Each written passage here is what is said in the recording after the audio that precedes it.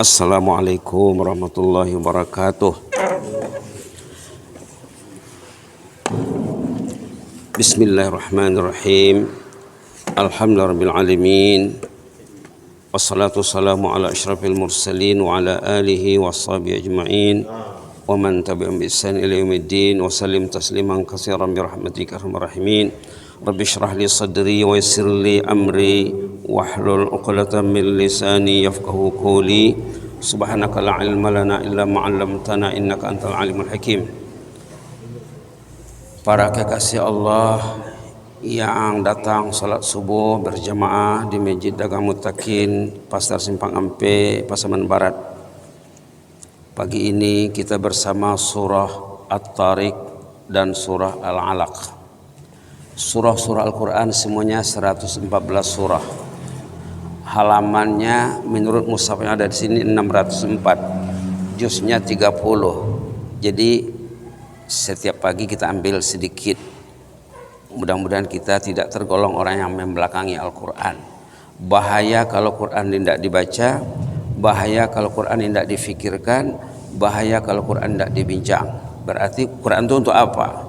Untuk disimpan di lemari, di laci, di mana? Itu bahaya ya. Sekarang surah At-Tariq 17 ayat. Diawali dengan sumpah. Nah, dalam Quran dan bahasa Al-Quran, gaya bahasa Al-Quran, sastra Al-Quran, kalau ayat itu diawali dengan sumpah, artinya penting sekali. Berbeda dengan berbeda dengan budaya kita. Kalau budaya kita, sumpah itu bukan menunjukkan penting sangat.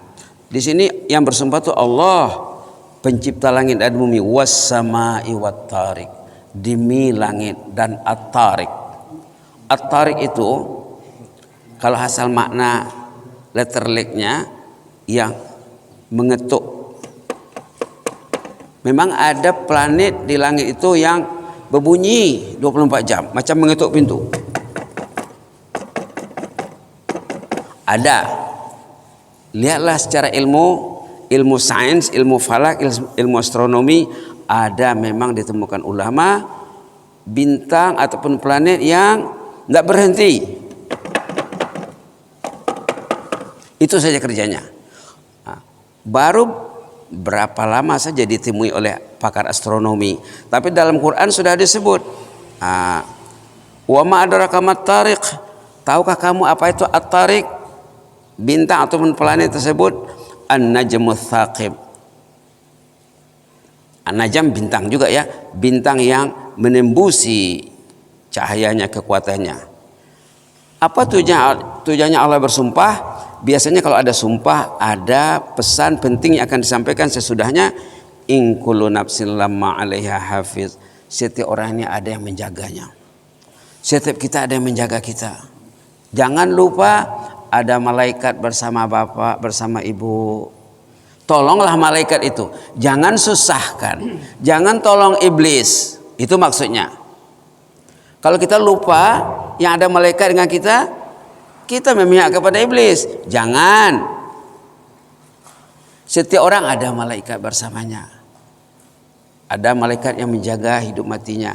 Ada malaikat yang mencatat apa kerja bapak itu, jam berapa bapak bangun pagi, jam berapa ibu bangun pagi, adakah dia berniat nak bangun sebelum tidur, ada malaikat menulisnya.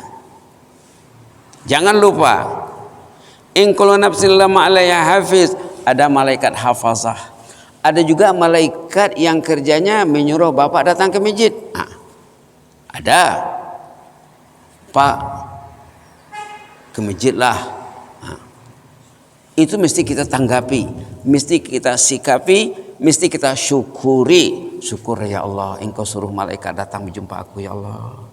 Alhamdulillah, sering-seringlah datang wahai malaikat. Dalam hadis dikatakan, bila kita mendapat message, bisikan untuk berbuat taat, itu dibawa malaikat. Dalam hadis dikatakan, bacalah alhamdulillah. Alhamdulillah, wahai malaikat, dekatlah selalu kepadaku.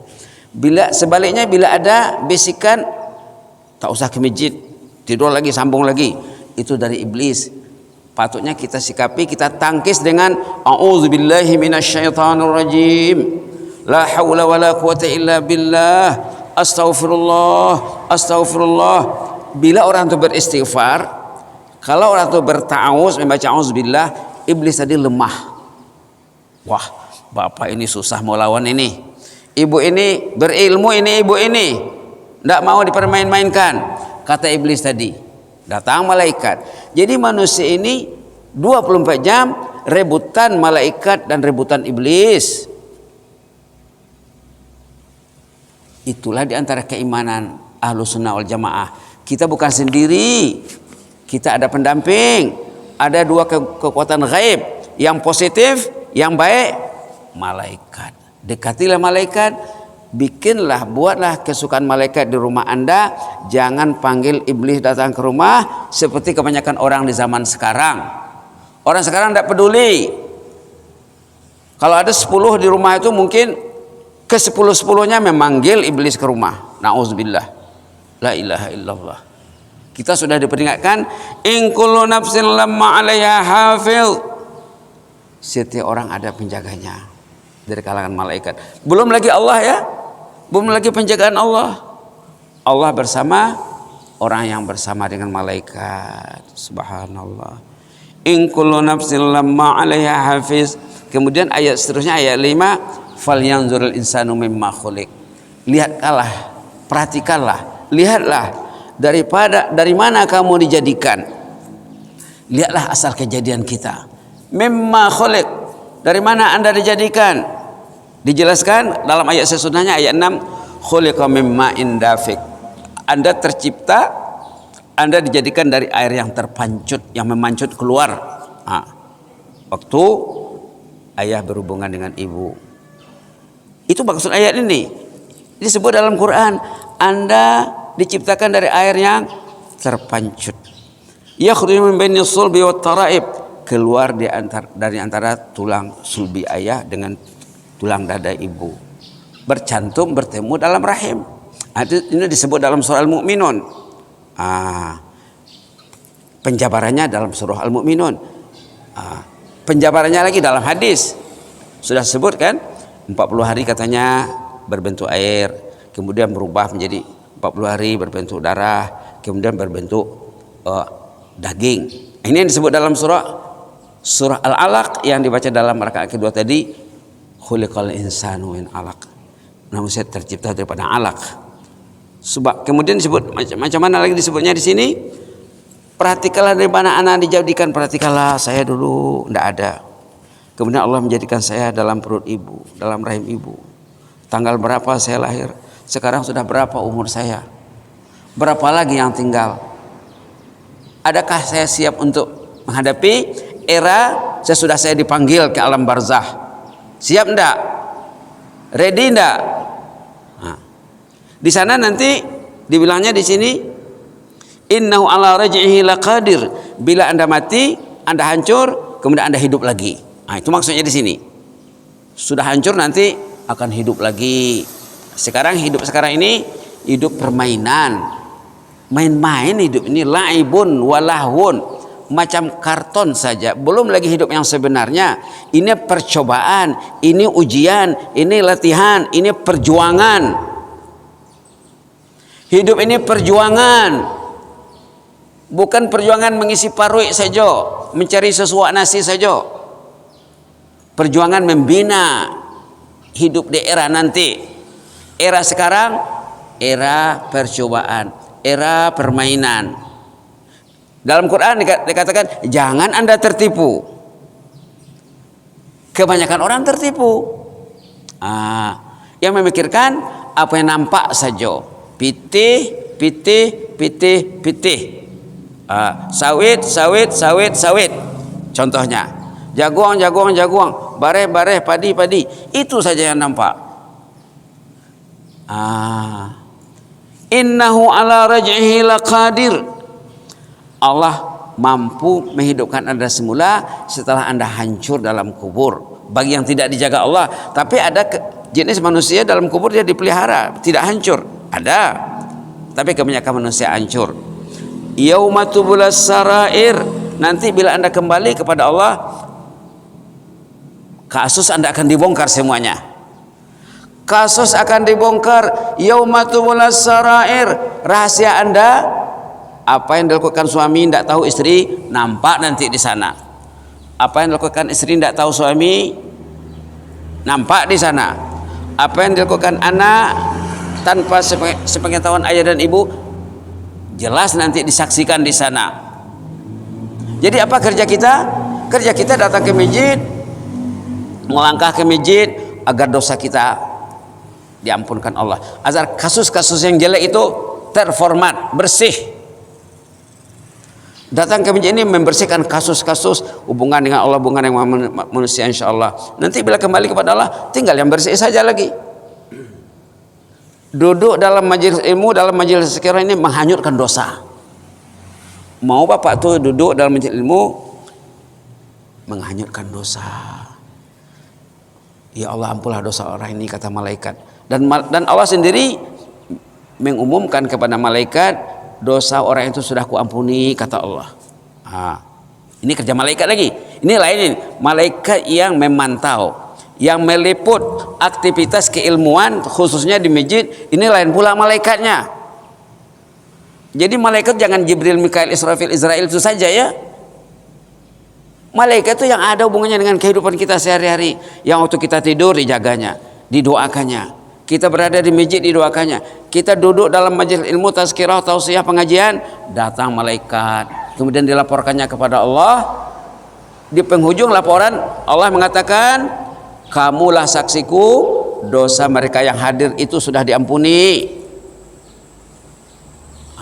Dalam sisi lain dikatakan, wa man salaka tariqan yaltamisu fi ilman sahalallahu lahu bi tariqan ilal jannah. Siapa yang rajin duduk dalam pengajian, rajin datang ke pengajian, duduk 15 menit, 20 menit sesudah subuh contohnya ya, mudah nanti jalan ke surga. Duduk dalam majelis ilmu mengampuni dosa, menaikkan derajat, subhanallah, memudahkan jalan ke surga. Orang yang tidak ada duduk dalam majelis ilmu nanti susah karena tidak dapat keampunan. Semua kasusnya disemak, diteliti semuanya. Kenapa lah ini tidak dihapus, tidak diformat, tidak dibersihkan? Tidak mau duduk dalam majelis ilmu. Itu maka belajar ini wajib. Subhanallah. Yauma tubulas sarair.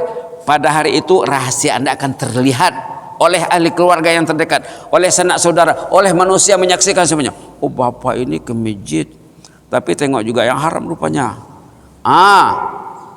La ilaha illallah. Nampak di sana nanti. Yauma tubulas sarair. Pada hari itu rahasia Anda akan terbongkar, dilihat dan disaksikan oleh orang ramai. La ilaha illallah. Jadi sebelum itu maka ingatlah, ya Allah, jangan bongkar rahasiaku nanti, ya Allah. Ya Allah, jangan pamerkan nanti rahasiaku, ya Allah. Ampunilah dosaku sekarang, ya Allah. Ini ayatnya ya. Fama lahu min quwwatin wala nasir. Waktu itu Anda tidak bisa bikin apa-apa lagi. Kalau ingin memformat, memperbaiki kasus Anda, status Anda, sekarang masanya. Bersihkan. Itu saja dulu ya. Nanti kalau kita habiskan mungkin tidak cukup 20 menit. Yang jelasnya Allah bersumpah dalam berapa ayat? Dalam 2 ayat tentang apa? Tentang adanya malaikat yang menjaga kita ini. Pentadbiran Allah, manajemen Allah. Allah punya manajemen, pengurusan.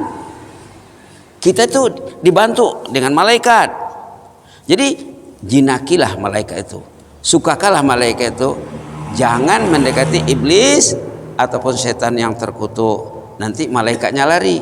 Kalau orang tuh dekat dengan iblis, malaikatnya minggir. Kalau orang itu bersama malaikat, iblisnya menjauh.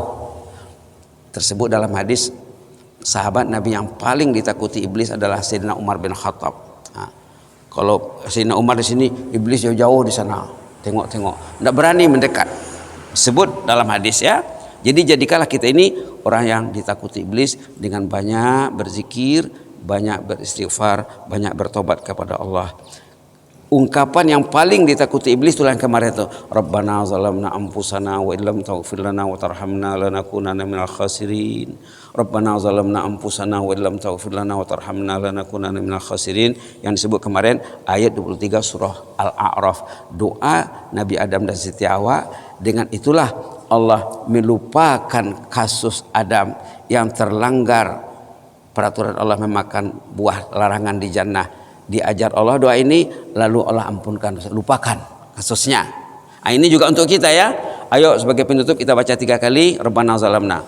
Bismillahirrahmanirrahim. Rabbana zalamna anfusana wa illam taghfir lana wa tarhamna lanakunanna minal khasirin.